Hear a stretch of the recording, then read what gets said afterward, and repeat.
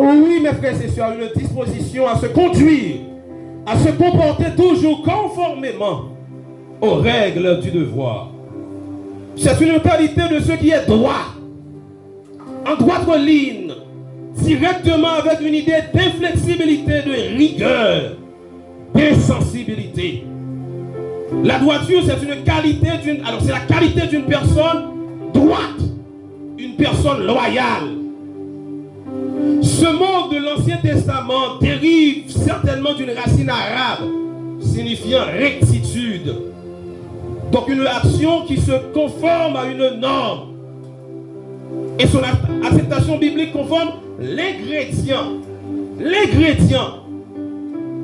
fondamental, mes frères et sœurs, qui est la relation personnelle de Dieu avec les hommes. Selon le prophète Jérémie, en Jérémie 9, le verset 24. Dans le Nouveau Testament, le mot droiture est employé dans le sens de conformité aux ordres et aux exigences de Dieu. Selon l'épître de Paul aux Galates, en Galates chapitre 3, le verset 21. Mais bien aimé, la droiture de l'homme charnel est très éloignée des exigences de Dieu.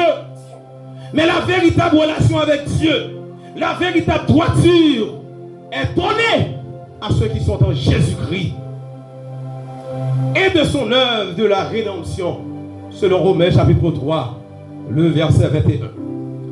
Cette relation accompagne le croyant jusque dans la vie éternelle, jusque dans la destinée glorieuse. Romains chapitre 6, le verset 12.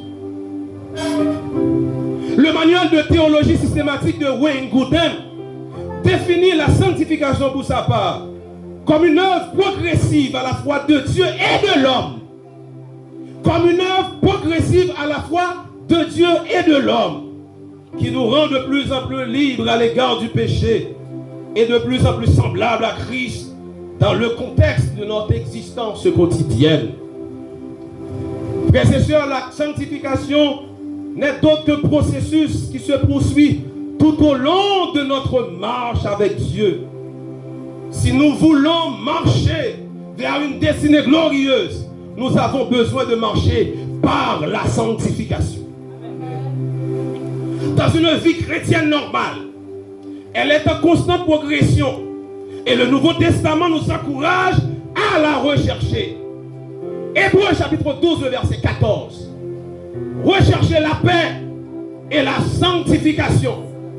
Sans la sanctification, sans la sanctification, vous ne connaissez l'église, non? Sans laquelle, c'est-à-dire sans la sanctification, personne ne verra pas la destinée glorieuse. Personne ne verra le Seigneur. Sanctifier en grec, bagiamos, signifie rendre saint, signifie consacrer, séparer du monde, être mis à part du péché, de sorte que nous puissions avoir une relation intime avec Dieu et le servir avec allégresse et le servir avec joie. La sanctification est l'œuvre du Saint-Esprit en nous. La sanctification, son mode de vie.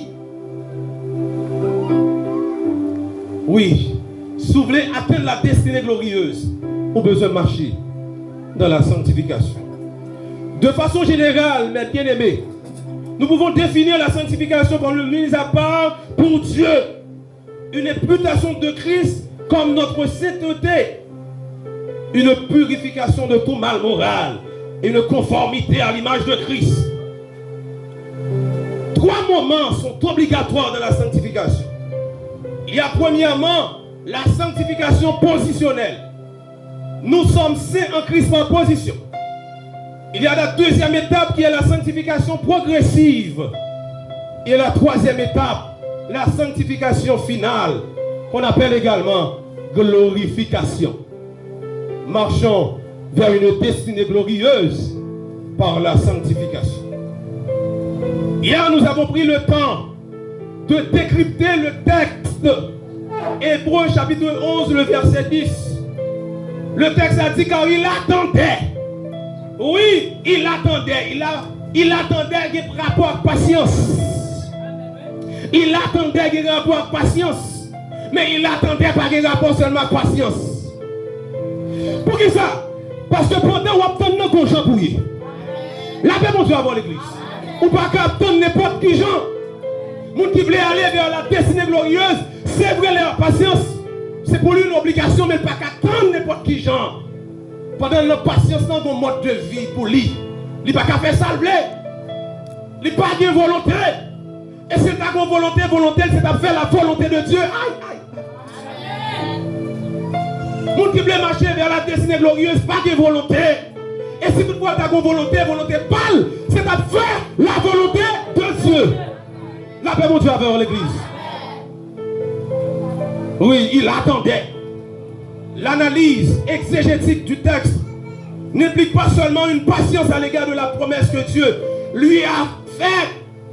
Elle implique également une marche conforme aux exigences divines pour la réalisation de ces promesses. C'est vrai, promesse a été faite, mais pour promesse à accomplir, pour promesse à réaliser, qu'on Jean Pouillet. Je remets les gens dans le monde là, dit ça. Qu'on Jean Pouillet. Bien, pour atteindre la destinée glorieuse, je viens dire l'église à soi, qu'on Jean doit y. Qu'on Jean doit marcher.